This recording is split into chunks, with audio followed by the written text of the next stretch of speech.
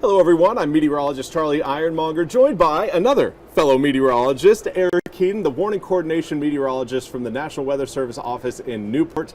Eric, thank you so much for being here today. I'm really happy to be here. Thank you for having us. Absolutely. Love having you guys. Whenever, again, a meteorologist can talk with another meteorologist, we're just having a good time. We are. And of course, you came from Newport today. You guys went to Greene County for a hurricane discussion. Yes. Give us a little bit of a background of exactly what you guys were presenting and what people, again, may have missed out on that they may have an opportunity to hear one of your next lectures coming up down the line. Sure. We are down in Snow Hill today to do a hurricane forum. We started doing these after Hurricane Florence. We noticed a lot of people didn't realize you shouldn't just focus on the category of the storm. Yeah. Didn't realize the impact of water. And we really wanted to have discussions with the community, not just a presentation, but talk about what has happened in the community and how to be better prepared. So absolutely. Today we're in Snow Hill. We've done others in the past, and we have more across eastern North Carolina, really planned right through October, because the season's long, as you know. Exactly. We're still kind of,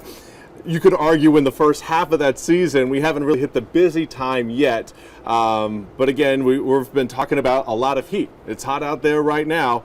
As far as hurricanes go, that does have an impact, maybe not heat over land, but certainly heat out in the Atlantic. What are we looking like this year as far as potential goes for landfalling hurricanes? It's a broken record. People tease us year after year. We say it's going to be an above average year, and it was last year, and we expect it again this year. We do focus on it only takes one storm. So even though we're saying it's going to be an impact year in terms of number of storms, we really should be prepared each and every year. Big sports fan, we were already talking about it. September 10th is halftime, and halftime is for this. These are some of the tracks that we've had across our area, names like Florence and Irene. We've had a lot of storms in our area. Statistically, we are actually the most impacted area in the whole country. Not Texas, not Florida, eastern North Carolina. Wow. So we get a lot of storms, and it's not to scare people, but if you have a plan, if you plan now, yes, it's hot out, but you're not stressed, you're going to have time to prepare. Exactly. So if we get a storm, then you're ready for it. And the best news about that, if you prepare now, the air conditioning units at local grocery stores are working right now. Yes. If you go maybe on Wednesday or Thursday, might not be the case, but again, take advantage of those working air conditioning units and the lower crowds, because once we announce that, all right, we've got a hurricane heading towards us, the crowds and the masses just move. Now, of course, we've got, again, some of the most impactful storms on your screen. This is something you guys do go over in full detail during these hurricanes discussions that you put on. Give us a little bit of a background of kind of maybe a crash course for those who may not have been able to make it to Snow Hill today. One thing we really talk about is the category of the storm. A lot of people make their decisions based on category. I'm not going to leave unless it's a 2 or 3, and try to explain to them that's only related to wind. It's important, but things like how much rain we're going to get, what is the tornado threat, how high is the storm surge, those are all important things. So we cover that in each form, but we do tailor it to the exact form. So in Snow Hill today, we talked a lot about flash flooding and river flooding. If we're down by the coast, we talk more about storm surge. If we're in New Bern, talking about storm surge.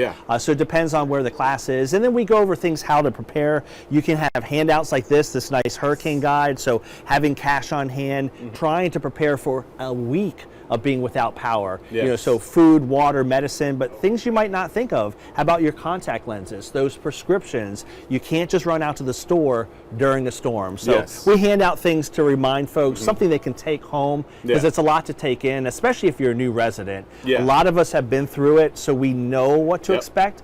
A lot of us watching this just moved to the area, so they don't know what to expect. Exactly. And that's where we really want people to come on out. Yeah, eastern North Carolina is certainly a growing place. I am a transplant from across the country. You know, you've been through a couple hurricanes. You do get an idea of how to handle some of them, but you mentioned again, water is the biggest danger. Water is really what we are, really the biggest thing we're faced with when it comes to tropical weather.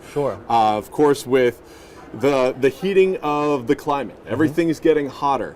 How does that impact the water aspect of these storms compared to what it did maybe 20 or 30 years ago? Sure, there's so many ingredients that go into a storm. It's hard to tie one thing directly to it, but with climate change, we have warmer ocean waters, and with a warmer climate, you can just hold more moisture. We've all seen it in the news. Yep. We experienced it firsthand with Florence, a lot of heavy rainfall events. So Yeah. if anybody plays the lottery, if 100 white balls represent, the lottery itself, and 10 red balls represent your chance of winning, we've got our hands crossed, fingers Give me the crossed. red balls, yeah. With climate change, now we might have 15 red balls. So you just have a higher chance for these things happening. It's hard to directly tie any one storm, but now instead of 10 red balls, now we have 15 red balls going into the season. Yeah. Higher chance that things could be heavier rain, more drastic conditions, elevated water, things like that. Absolutely. And then, like you said, you don't want to tie it to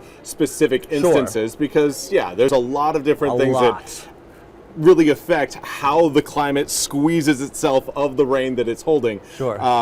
But yeah, there have been several instances over the past several years where we've kind of gone back and looked at, okay, climate change played a role in this. Yes. And that's one that unfortunately things, at least on our 8-day forecast, only getting hotter here over the next 4 days. So it's certainly something that I want people to have in the back of their mind, that it is a problem and that it's making the problem worse for us unless we do something. Yes. Yeah. Now, of course, what are some of the upcoming events or upcoming speeches, the hurricane kind of symposiums that you guys are holding? When is the next one and where can people go to find it? So we've got August 11th, 6:30 at the Civic Center. That will be in Trenton. A great location, nice and big, so come on out. One thing I should mention about Trenton and also Snow Hill, you're watching this, you can't come on the 11th, you couldn't come to Snow Hill.